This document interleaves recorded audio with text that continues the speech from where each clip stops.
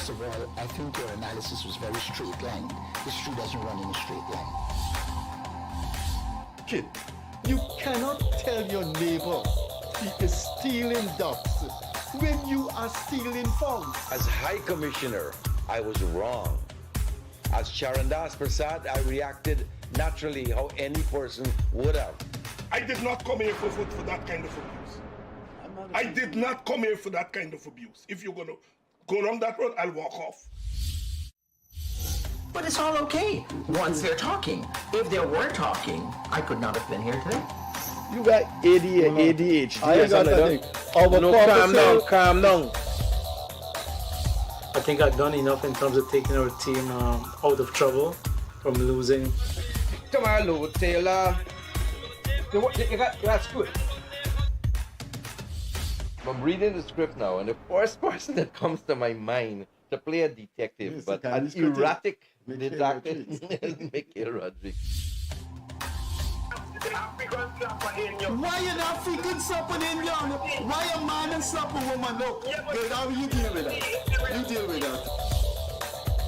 We must encourage platforms like this because it brings together different people and allows for discussions to take place in our country on a multiplicity of fundamental issues. Kingdom, you apologizing for something you think I did is wrong. I don't want you to do that, and you should not have done that.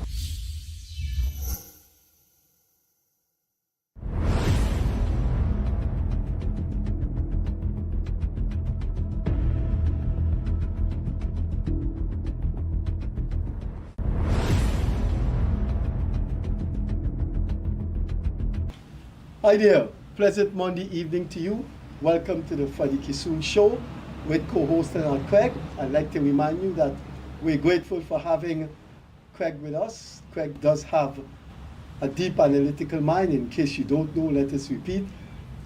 Craig did his first degree at the University of Guyana in economics, did his master's at the Berlin School of Economics, and went to the Harbin Institute of Technology in China to do his PhD.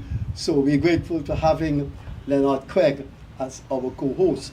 This evening, Craig and I continue our discussion in which we offer our adumbrations, elaborations, articulations, theories, and concepts or what have about things that are going on in Guyana. And you can actually do a nightly program when you look at the things that go on in Guyana. There is never a dull sociological, social, societal, and political moment in Guyana. So I will throw out some questions to Leonard, and that should take us to the hour.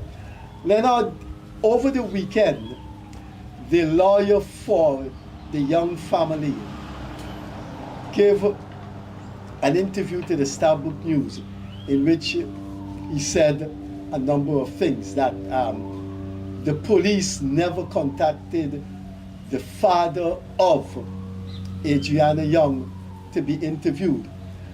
The same day, the following day, the police put out a statement saying they tried on many occasions to get hold of Young. When they got hold of him, he said he will be at the station, and they said the record can prove that. Obviously they must have taped these things. That's standard police procedure, Leonard. If there is a crime and the crime chief is calling the head of the company where they found the body, one would assume that those conversations are being taped. Now, the Attorney General Anand Nandalal made a statement over the weekend. He was being interviewed, I think, in a Globe Span program or some other program, and he said Dexter Todd has 13 years as a lawyer. The RCMP guy has 30 years of doing investigation and was a high achiever while he worked in the RCMP. So he asked the question, why is Dexter Todd qualified to be a lawyer in this case, but the RCMP specialist is not qualified to investigate such a case? The other dimension is that the police and Dexter Todd have contradicted each other. The thoughts say the father was not interviewed. The police said many times they tried to get him, and he did agree to come in. But why 2 days after, the father doesn't go on TikTok or doesn't send out an email saying, I received several calls by the police, I did agree to come down, A, B, and C happened, I did. Now, when you go on Facebook and you go on TikTok, the father of the dead girl, Adriana Young, is on TikTok saying many things. They show you him playing cricket. He gave an interview of how he lived when the yard is flooded. When it's rain, his yard is flooded. Why can't he say that he was interviewed by the police, or he wasn't because he couldn't make it? You know, Leonard, what I have said in my Chronicle columns a couple of weeks ago is many things that the Young family say. It adds to confusion. It adds to an unhealthy atmosphere developing. And we should call out the Young family for some of these things. And I think in the last program you said maybe the nation has not called out the Young family. Now, Darren Wade, I know Darren Wade. Darren Wade is a gentleman that doesn't mince his words. Darren Wade is a very, very gesticulating, forceful personality. And 2 weeks ago, Darren Wade came off the case, or was removed from the case as the family lawyer. And he hasn't said a word. Don't you think it's obligatory on the family to say, we parted with Mr. Wade because there are some steps we wanted Mr. Wade to take and he didn't. The other thing I'd like to hear from you is, if the RCMP guy is not accountable and his qualifications are being questioned, why is the Trinidadian pathologist who was supposed to come and may still come, why is he accountable? And if he is, to whom? And why is he more qualified to determine cause of death than 3 very qualified pathologists, one of which was the choice of the Young family? So there's a lot of things going on. I'd like you to expand on that, and then we could go to what is a scrapehead. In our days, growing up in Wortmanville, what would be a scrapehead? And you could tell us in Barbies, the way you grew up, and Seapool youths, what would you define them as? Those are some of the things, and as we go on, we can bring other things in. The other matter I'd like to discuss, and I hope you can remember as we go along, is the position of the government and the position of those who want the government to do what they want the government to do. And these are the two positions. The government is saying that you just can't overlook and completely blank out the Guyana Police Force. It's a revered historic institution. This is the purpose it serves, to investigate crime. If every family, if everybody say, we want the FBI, we want the Scotland Yard, the police force lose morale. And I think in the last rap session you and I had, you alluded to that point. On the other hand, could the government lose, by the ruling party in the government, the PPP, could they lose by not bringing in the FBI? Why I say they're likely to lose is because I see this case being used for political purposes. And if I was the government, I would narrow the loophole for mischief. One, the FBI will come through the initiative of the US Embassy. So while they can dump Darren Wade, while they can dump the current RCMP specialist, while they can dump the 3 pathologists, it will not easy to dump the FBI forensic investigator. And my thinking is, I think the government should go with the FBI. Though I understand the government's position is that, man, we can play, but We can play ball at every request this family made. We made solemn promise to this family that we carried out. Are we going to keep saying FBI today, Scotland Yard tomorrow? I leave the floor open to you now. I hope you can remember all of that. Let's go from the first point you made. Is you're trying to equate the request by the family with or you're trying to make a nexus between the qualifications, one, of the lawyer, two, the investigator brought in by the government, and three, the pathologist required for the second autopsy. And you write in a sense that if you would question the government hiring a RCMP specialist. Right, hiring an investigative specialist, not from an organization brought in by a government, why don't you question the family bringing in a doctor that doesn't come from an organization or isn't accountable? So it therefore means then that you are placing an equivalency on the two segments. I wouldn't go that far personally, and here's why. A state is always different from an individual. A state looks at things from a macro level, and individuals look at things from a family level.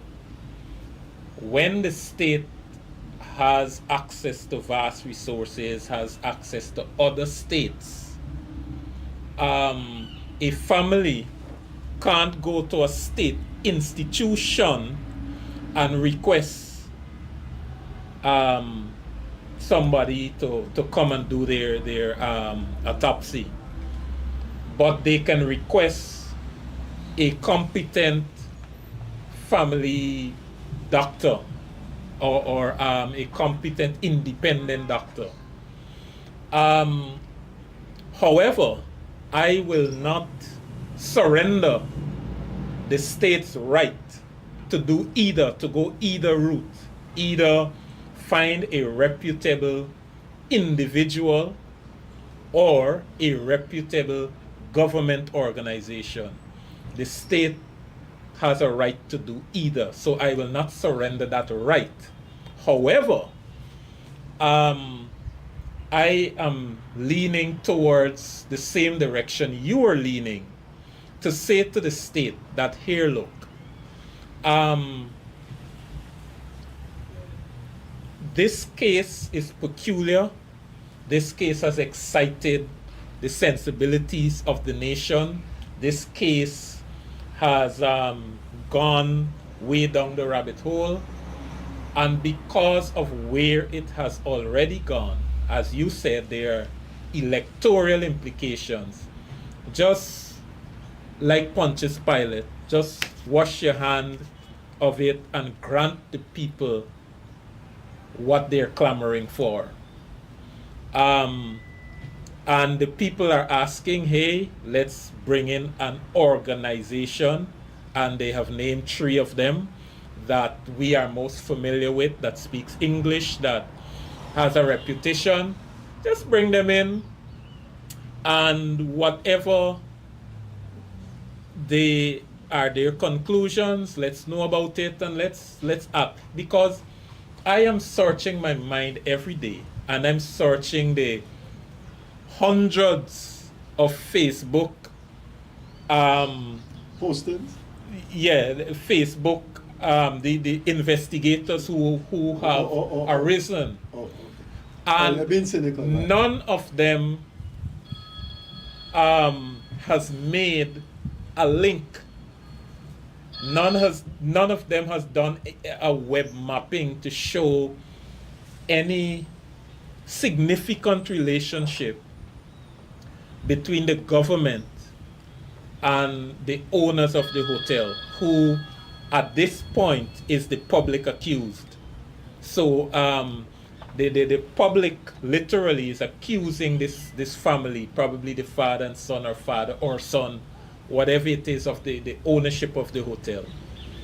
And so I am searching my mind as to why, because you and I must agree that there are few things, there are few waymarks, or there are few red flags along the way that may suggest that, especially to a cynical mind, that some sort of cover-up is happening, right? There are little brown spots that indicate, that shows that. And I'm searching my mind every day as to what reason can the administration, the government have for wanting to cover up. And and nobody who are even in the opposition and who are opposing has come up with any plausible excuse as to why the government itself, as different from the Guyana police force, would want to cover up. Let's at this point call it a murder. Some people just want to say drowning, right? Because that's the evidence we have so far. We don't have evidence of murder. We have suspicion, but the evidence we have so far is drowning. Why would the government want to cover up this drowning?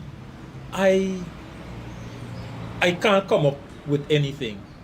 So it therefore means to me, if my hunch is correct, the government has nothing to lose in inviting a government organization to do this inquiry. They have nothing to lose. But in my opinion, they have more to gain, especially electorally. And in my opinion, just get this over with, bring the people in, let them do the investigation, get it over with, and let's move on. Because the longer you stall on this request, the more it goes into it plays into your opposition, into the electoral cycle, yeah, and all of that. And this kind of thing being fresh in people's mind in a ballot enclosure may not redound to the benefit of the government. That is just my gut feeling about this entire thing. Well, I don't think you have to be a brilliant analyst. I don't think you have to be even a plausible analyst to see where this thing is going. This thing from the beginning started out with serious accusations by the opposition against the police force and the government. And it has crescendoed since then. The government has to weigh the advantages and the disadvantages, and that is a strategic analysis that any government has to make. Now let's look at the occurrences, analyze them. I'm saying if this is a government. One, I will use the word I pass. There was I pass against the 3 pathologists, and that didn't come from the Facebook lunatics. That came from the family itself that's saying they were infiltration. And then the 4th doctor who witnessed the postmortem issued a video. And if you read between the lines, he felt disappointed at things that went on. In his conversation with me, which I didn't have permission to print, I know he felt insulted by the family. Good. The second thing is, so the 4 doctors were as you say in common parlance, they were dismissed. To my mind, that is where the key vulnerability of the government lies. That the family and the supporters and the opposition are willing to dismiss people that they feel don't come from a government. It's not the government of Italy. It's not the government of Nigeria that come and investigate this thing. Y'all bring a man from Mount Sinai. Y'all bring a man that retired from the RCMP. Now, if you look at the direction that is going, the opposition, because this thing has already been politically hijacked, the opposition is looking for a strategy to hold on. And this strategy is that we don't trust your choices. And it seems that once they don't trust the choices of the government, they're going to milk that. How does the government react? The government react by saying, you want the FBI. This is the world's leading investigating agency. The United States Embassy will be the convener, the facilitator, because the US ambassador say, if asked, we will facilitate. And I think the room for making mischief by the opposition is narrowed. Yeah. And the room for the government getting an opportunity, right, to debunk the gossip is large. So I would think, as I started by saying, the only reason why I think the government has not gone the FBI route is they're thinking about the credibility of the police force. That the RCMP man came here and he works with the police force. Why should we dismiss that? Why should we just dismiss this man who was 30 years in the RCMP because they want the FBI? How long are we going to keep pandering to these requests? I think that is the thought. But at the end of the day, the government is strategically stronger if it brings in the FBI. That's how I see it. Yeah, I can't disagree with you on that. And for me, I am not so much enamored with the opposition's posturing and argument.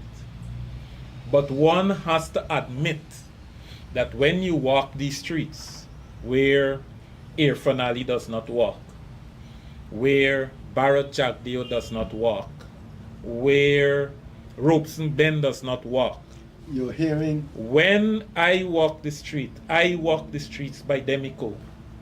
I walk the streets of Georgetown.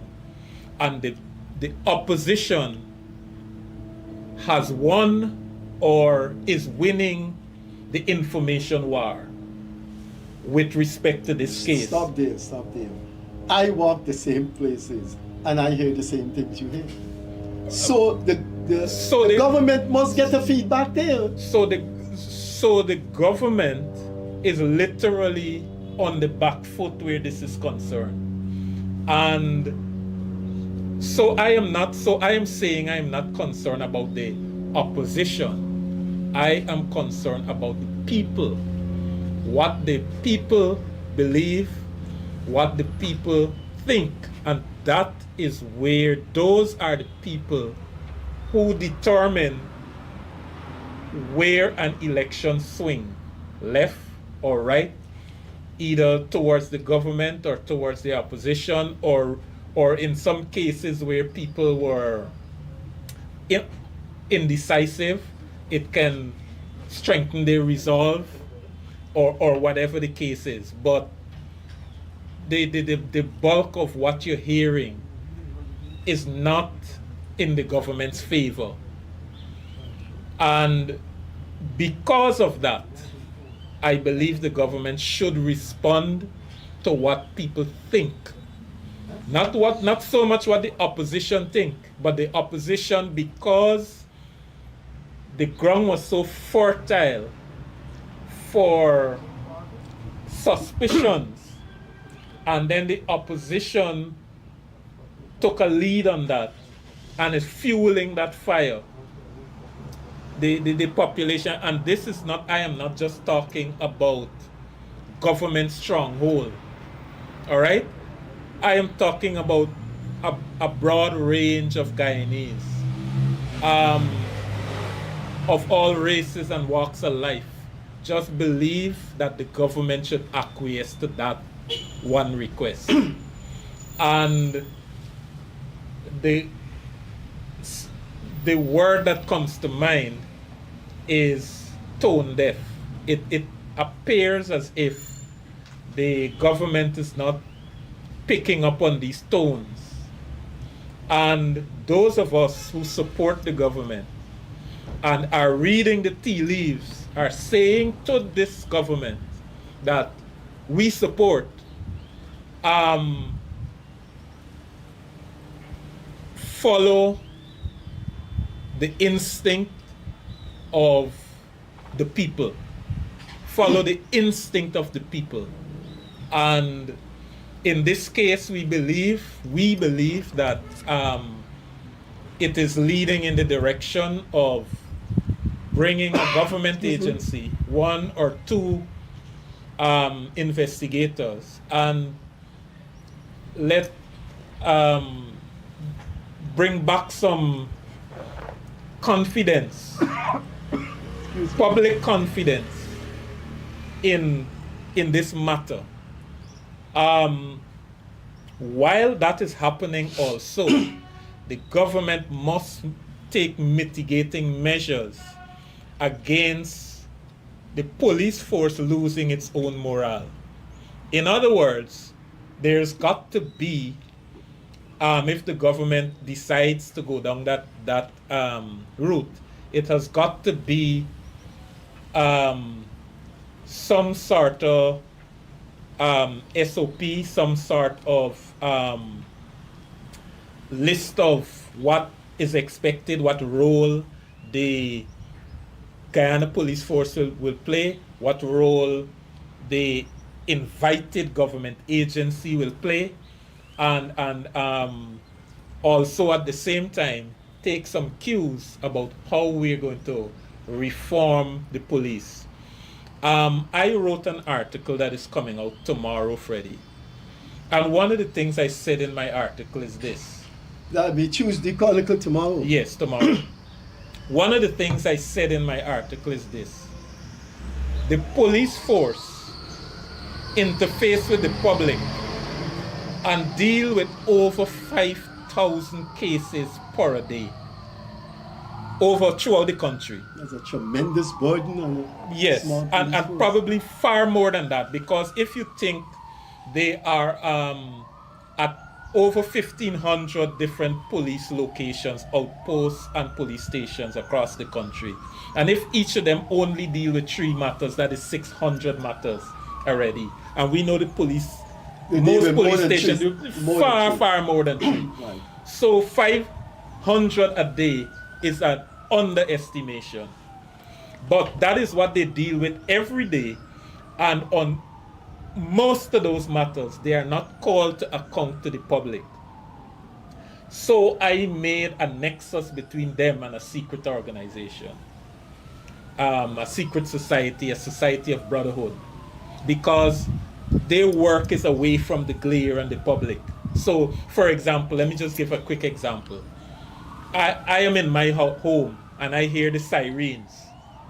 And I notice the vehicles, the police vehicles, stop at the neighbor.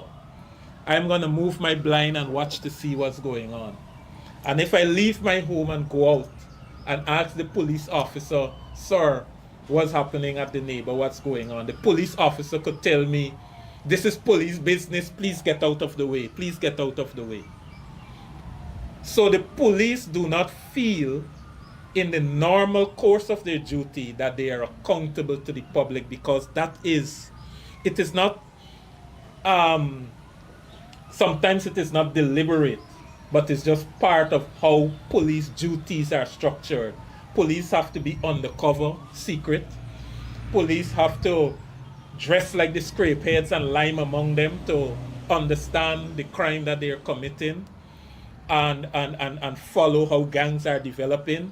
Secret. Special branch, they work and what they do secret, and stuff like that. And when the police charge somebody, they don't go and read out every charge that they have made for the day. So essentially that is what the police do. And somewhere at the back of their mind, they may have developed this feeling that we are not accountable for everything that we do. And so when these cases come up, the police feel that when they have given out 3 pieces of information, this is 3 pieces of information more than they are accustomed to giving up. And so they might genuinely feel that we have been communicating with the public. They might genuinely feel that. But then that is not the case, or that is not the standard. But because of their the nature of their work, they may feel that way.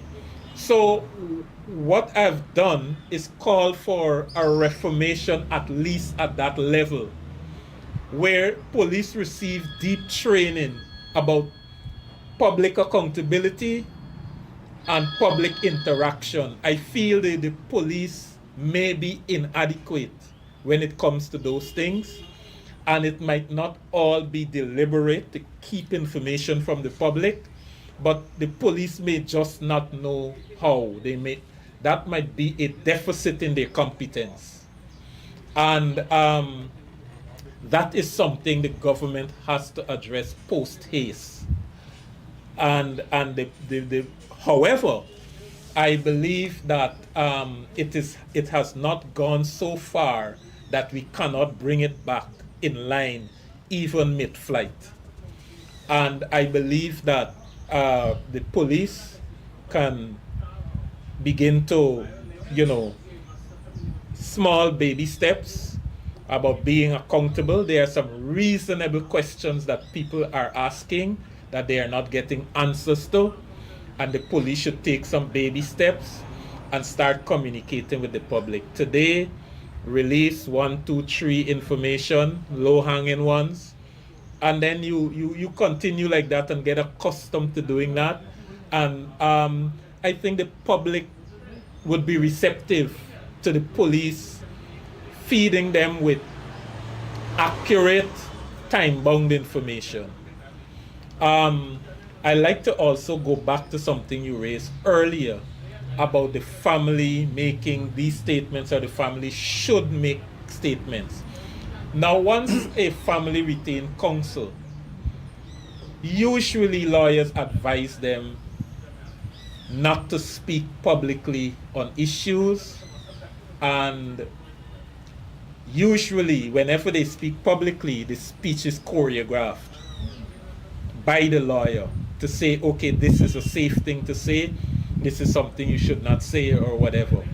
So I don't think the family will come out, or the father, as you said earlier, will come out and issue a statement that I was contacted or not contacted, or what the case No, I may don't agree.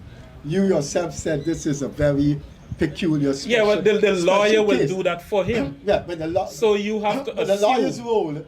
the lawyer's role is not a sponge. The lawyer was not a robot to just say.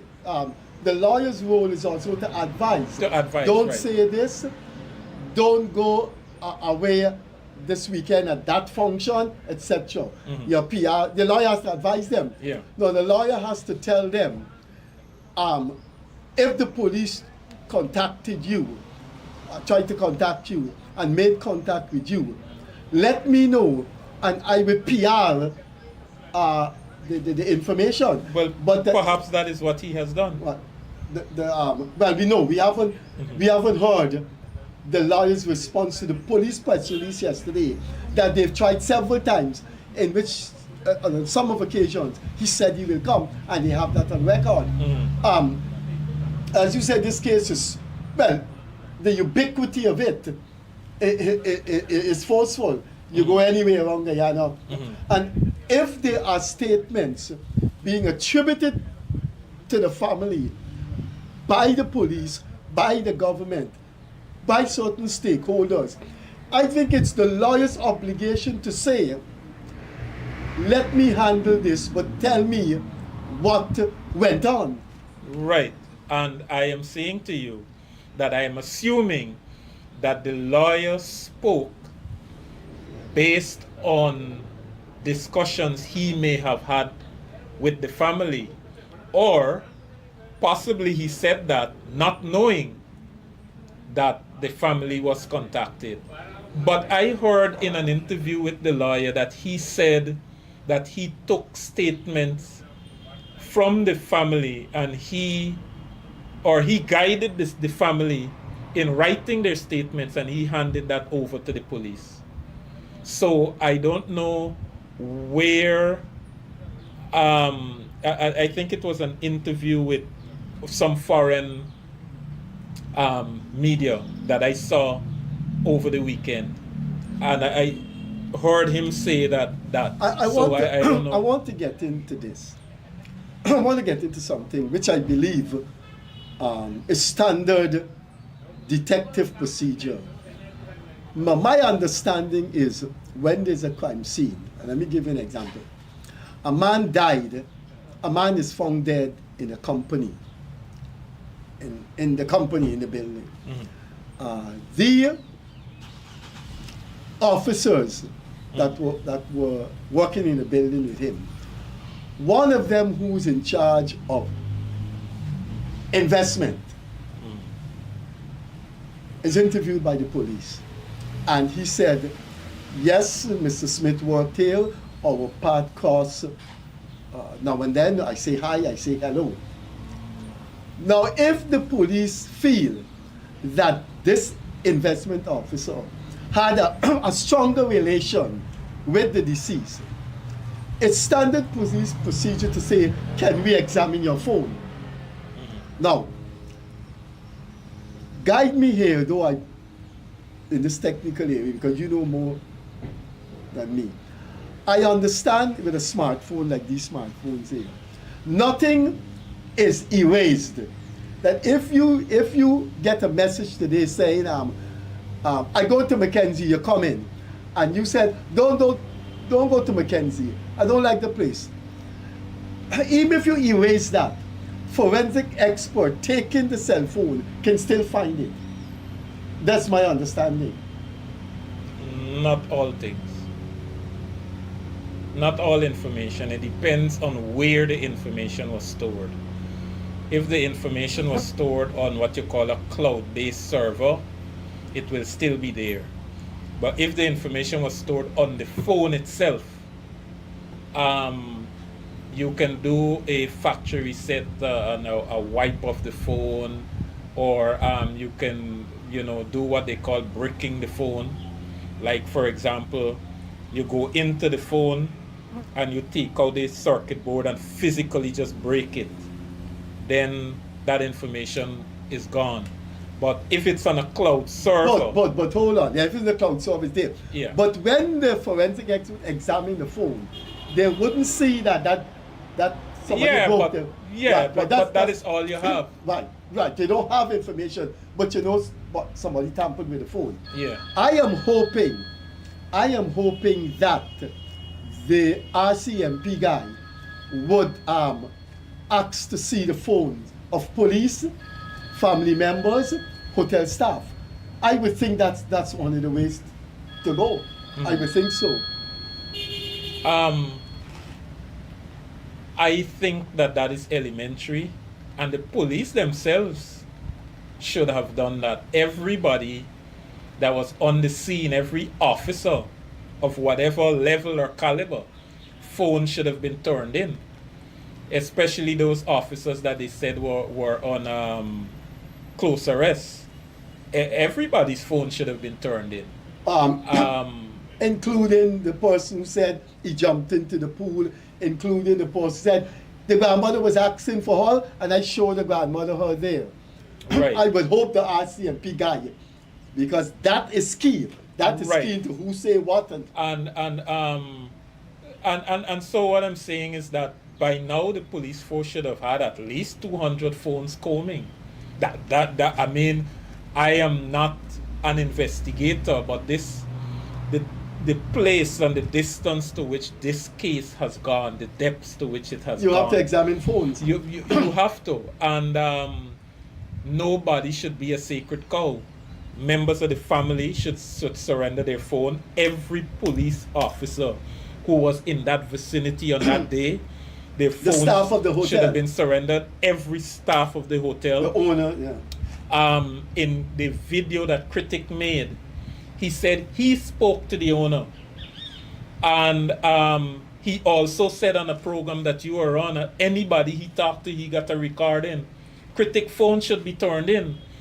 And he said he spoke to the owner, and the owner told him that the cameras only came down the day before for repairs. Well, I know about cameras, and if the cameras came down the day before for repairs, the evidence should be there on the hard drive to show the last cutoff time when the camera was working. Secondly, they have to be a repairman. Who is the person that started repairing these cameras, and only the top floor, that person got to be interviewed to prove that yes, this is legitimate. So there are so many directions that the investigation should go that are elementary, like elementary. And if the police has not gone in that direction, it's literally smack of incompetence on definitely. The way I see it. When you're under surveillance at the airport, the immigration officer asks to see your phone, and they go into a room, and whatever they do, they check what you were saying, and a person got stopped in the U.S. because when they checked on his phone, there was an anti-Trump remark. Mm-hmm. So you should, but I want us to emphasize before the program time comes that the government has to, politicians have to be endowed with the instinct of strategizing. And that is what is politics. They're forced by the campaign to strategize. And I would like to think that in strategizing politically in an election year, they have to look at the vulnerabilities of the opposition, and they have to look at their own vulnerabilities. Yeah, certainly. The vulnerability of the opposition is that as the weeks and months lead to the election, I think they have not much to hold on to. The economy is doing well. You have a popular president. The opposition has been really incompetent. Some of them are fighting for positions in consensus candidate discussions. So the one area, and this is where Leonard cricket has become so extensive, is that the opposition, this thing dropped in their lap. Right, it's a gift. It's a gift. Yeah. And in an ambience where there was nothing going for them, Aubrey Norton said, whose idea used to just drop from the sky and become the presidential candidate of my party. Nigel Hughes and the FC said, the man is not electable. Small parties, Anug. Frederick Kissoon has really dented the prospects of small parties. So this thing dropped in their lap. But it's not something that is impregnable. It's not something that they could hold and run with and win with it. And the government cannot act. The government could. And I think we need to advise the government.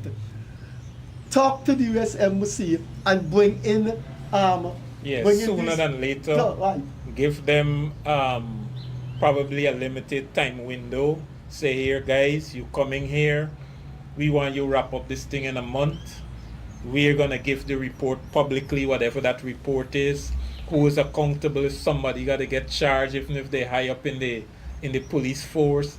Even if it's members of the family. Yeah, and but what I said earlier, I don't see how the government could lose by doing that. I don't see how the government could lose public confidence, public opinion, or anything. But I want to go further. I want to go further than you. Like you, as a competent analyst, like me, whose work is to study these things, I have read almost every conceivable things that the family have put out, that the police have said. I've read some scandalous things in Facebook. I don't have a Facebook, and my conclusion is that girl was not the victim of a ruthless, brutal murder. I think somewhere along the line, this is my feeling, this is my theory now. I think it is obligatory in any analyst to face people and tell them what is their theory. And I think people will meet you and ask you, man, Leonard, what do you think? This is what I think happened, and this is why I feel the government cannot lose, and therefore they should go to the FBI as soon as possible. I believe when that girl was missing, there was pandemonium, and the concentration was on the hotel. What's in the hotel? There was some emphasis on the owner of this hotel and who is his character. And when that pandemonium was taking place, I believe the girl jumped. That is my summary. I don't believe that critic examined that pool and with his cell phone at 10:30 could have seen a body in there when his admission is that it was murky. My conclusion is that if the emphasis wasn't put on the kidnapping or the abduction in the hotel, and the hours going by, and it's Sarge's hotel, maybe we could come up with a different results.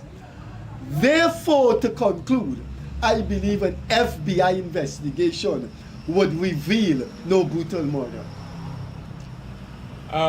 That's my conjecture. That's my opinion.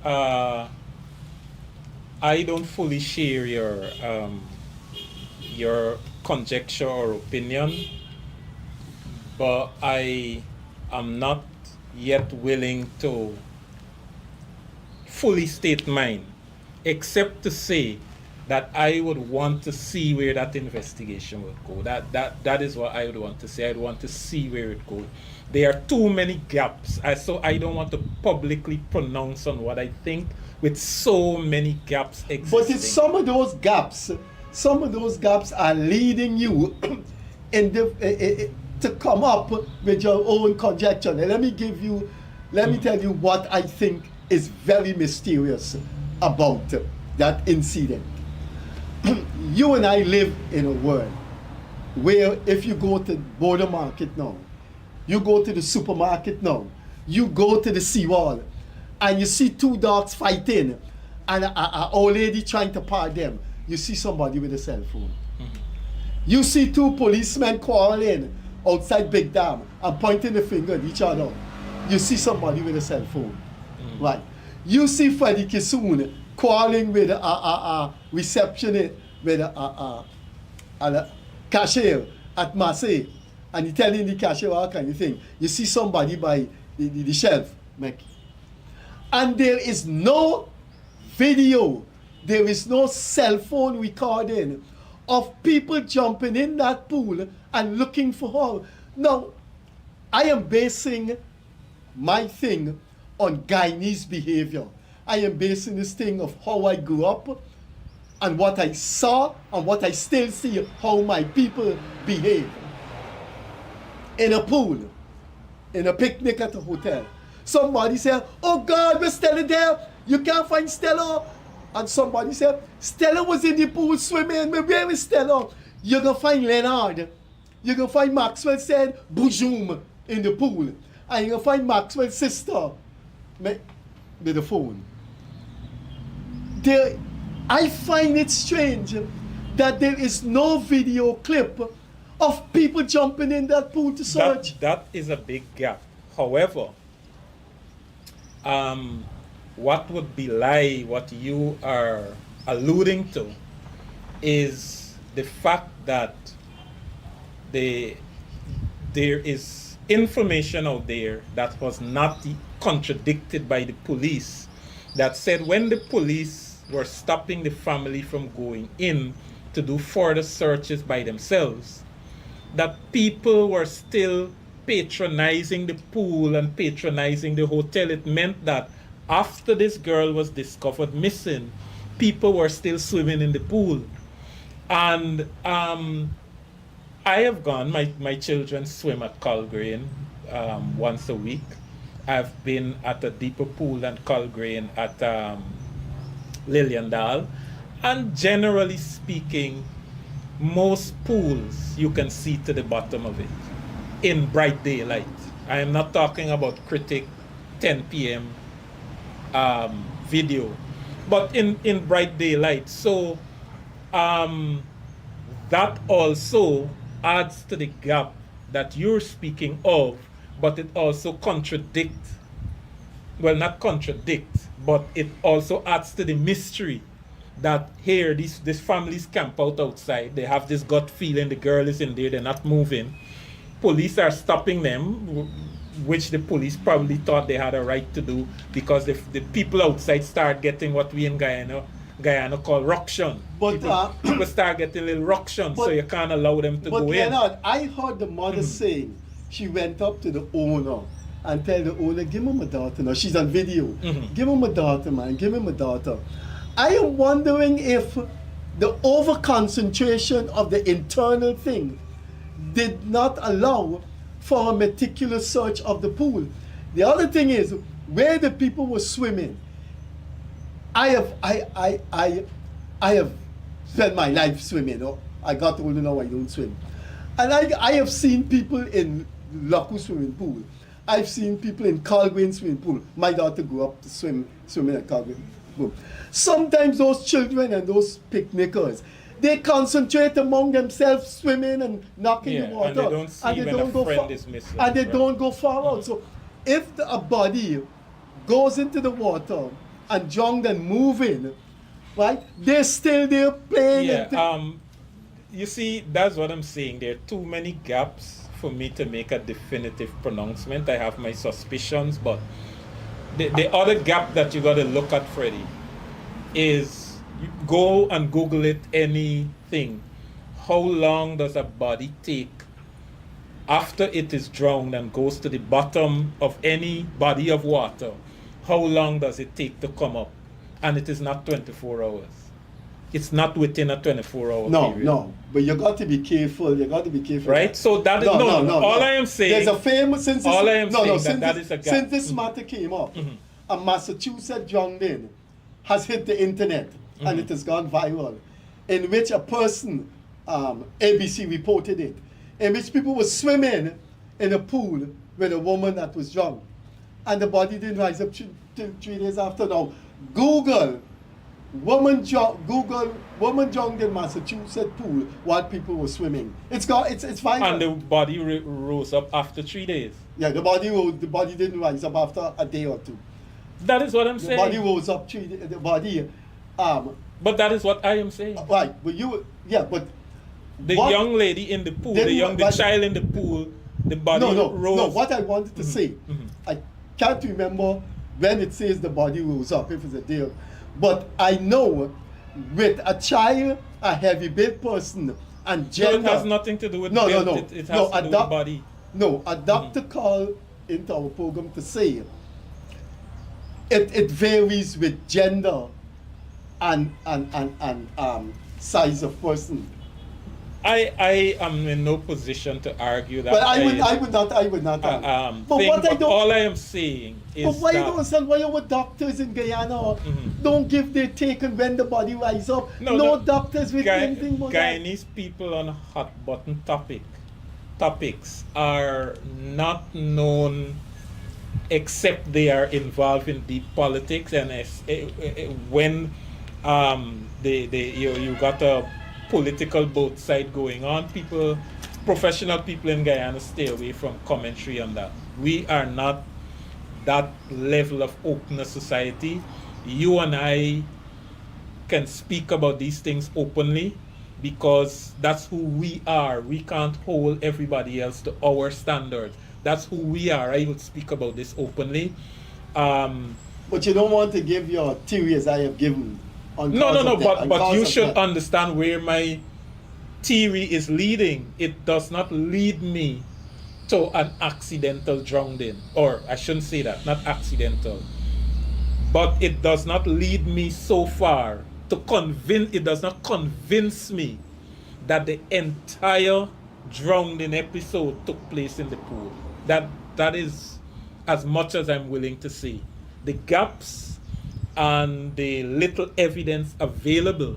So the other side of it then is that the girl was asphyxiated in water. That's what you're saying. Which is what I think is entirely possible. And that is why the openness from the investigators is necessary. What theories are you working on? We don't have to know every single person that you investigated or took statements from. What theories are you working on? On theory 1, we have statements of this quantum. On this theory, so far we are leaning in the direction of ruling out whatever. Just be open. Let's know where your investigation is going. If you are saying that death did not occur in the pool and it could be drowned in elsewhere, it has to be in the hotel. It couldn't be somebody take out the right. hotel. So I would inquire into that. If I were to do this investigation, I would strongly, not that I will. So it had. Not that I will give up on the theory that she died in the pool, sank to the bottom, and somehow mysteriously nobody saw even a black shadow moving at the bottom of the pool. Mysteriously, I would not give up that theory, but I will also delve deeply into the theory that something befall her outside of the pool, and then she was moved to the pool. I would look deeply into that as well. I wouldn't neglect that at all. No, but you you are saying that your mind is between two theories. Yes, and my instinct is stronger on the side that it was not an accidental. Whether it's accidental or not, that's another story. But the entire episode did not occur in the pool. No. That is of my instinct. But then you're saying you don't think it was an accidental, normal drowning as you have had millions of times in the world. Is that what you're saying? Right, but it could still be Freddie, look. I don't know if you watch a movie named Life with Martin Lawrence and Eddie Murphy. No, I haven't. But what happened, it was set back in the 60s when blacks were still being subjected to certain level of thing in the US. And a white policeman killed a man and left him in the street. And two black men were walking up. No, hold on. Two black men were walking up. They saw this body and they started looking at the body, and then a set of guys came and say, hey, what you doing there? You killed this man, and they end up getting life in prison. That's all the name of the movie, Life. They did not do this thing, but they started finding all kinds of excuse to essentially cover up the death, even though they did not do it. So it could still be accidental, but the owners believe that faces will be turned towards them, and then they move in a different direction. All the diversions. You are not of the opinion or of the theory that it was a normal accidental drowning in the pool. Right. Okay. I am not sold on that as yet. I know it's a possibility. I understand it's a possibility, but I am not sold on it as you are as yet.